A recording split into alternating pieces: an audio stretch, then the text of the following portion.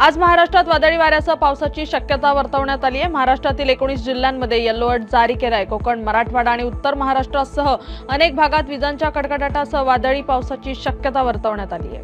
विद्यार्थ्यांसाठी विविध योजना सुरू करण्यात आल्या असून आयटीआयचा चेहरा मोहरा 2 वर्षात बदलला जाईल असा विश्वास कौशल्य विकास मंत्री मंगलप्रभात लोढा यांनी व्यक्त केला आहे। महाराष्ट्र औद्योगिक विकास महामंडळाने उद्योगांसाठी पाणीपट्टीत वाढ केली आहे। यात पुण्यातील खराडी आयटी पार्कमध्ये पाण्याचा दर राज्यात सर्वाधिक असल्याचं समोर आलं आहे।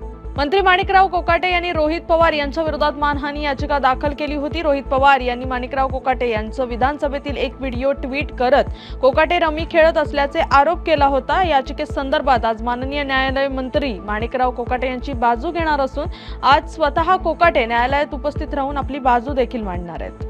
कल्याण डोंबिवली ते दिवा मुंब्रा रेल्वे स्थानकापर्यंत रेल्वे मार्गात दाट धुक्याची चादर पसरली आहे। धुक्यामुळे समोरचं दिसण्यास अडथळा येत असल्याने लोकल लांब पल्ल्याच्या गाड्या संथ गतीने चालवल्या जात आहेत। माझी लाडकी बहीण योजनेत 4,800 कोटींचा भ्रष्टाचार झाल्याचा आरोप खासदार सुप्रिया सुळे यांनी केलाय, तर महाराष्ट्रात ओला दुष्काळ जाहीर करण्याची मागणी काँग्रेसने केली आहे। मराठवाड्यात पावसाने हाहाकार माजवलाय। गेल्या काही दिवसांपासून झालेल्या पावसामुळे शेतकऱ्यांचं प्रचंड नुकसान झालंय। असं असतानाच आता हवामानाचा नवा अंदाज आलाय। शेतीच्या नुकसानीचे पंचनामे युद्धपातळीवर सुरू आहेत। सर्वाधिक पाऊस ऑगस्ट-सप्टेंबर मध्ये झालाय। त्वरित नुकसान भरपाई कशी मिळेल यासाठी सरकारचे प्रयत्न, ओला दुष्काळासाठी केंद्र राज्याच्या निकषाचा विचार सीएम करतील असं वक्तव्य कृषी मंत्री भरणे यांनी केलंय।